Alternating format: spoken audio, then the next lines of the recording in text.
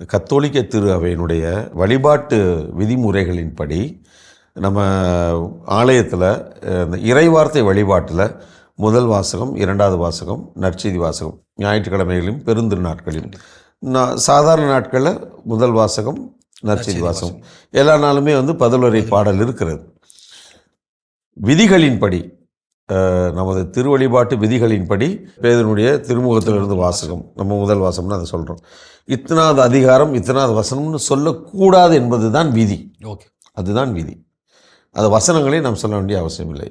ஏன்னா அதற்காகத்தான் என்ன செய்கிறாங்கன்னா, எல்லா பக்கமும் இந்த பஞ்சாங்கம் இதெல்லாம் அடித்து எல்லாருக்கும் கொடுக்குறாங்க, பைபிள் டைரி.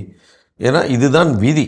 இது சொல்லக்கூடாது என்பது அது என்னென்றால், அது சொல்லுகின்ற பொழுது அது ஒரு டிஸ்ட்ராக்ஷன் அப்படின்ற மாதிரி எனக்கு அதனுடைய இன்னும் ஆழம் தெரியும். பட் எனக்கு தெரிஞ்சதெல்லாம் அது சொல்ல வேண்டிய அவசியம் இல்லை. அதே மாதிரி பார்த்திங்கன்னா, முதல் வாசகம் சொல்ல வேண்டிய தேவையில்லை. அந்த வாசகத்தினுடைய சுருக்கத்தை கொடுத்துருப்பாங்க, 2 வரியில் 1 வரியில் கொடுத்துருப்பாங்க.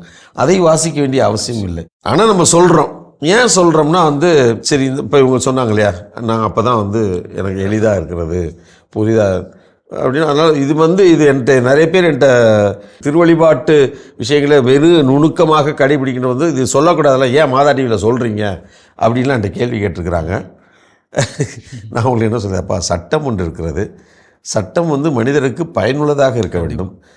சட்டத்திற்காக மனிதன் ஆண்டவர் இயேசுவே சொல்லியிருக்கிறாங்க. ஒரு சில காரியங்களை இந்த மாதா தொலைக்காட்சியை அதிகமாக பார்க்கின்றவர்கள், வீடுகளில் இருக்கின்ற வயதானவர்கள், படுக்கையில் இருக்கிறவர்கள், கோயிலுக்கு செல்ல இயலாதவர்கள், இவர்களுக்காக தான் இந்த திருப்பலி.